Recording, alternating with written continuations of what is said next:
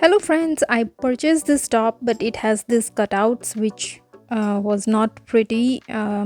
It was pretty but it was kind of uncomfortable for me. So what I did is I filled it up with some beads that I had, or you can do the pearls or beads, and I matched it to the button that it had, and this is how it looks. It came out perfectly, so now I don't have to worry about showing up the straps or whatnot. And this is how it looks on me, and I really like the look, and I found the matching earrings for it. It has some silver, some gray, some green in it, and I really love the sparkle. And this is how it looks.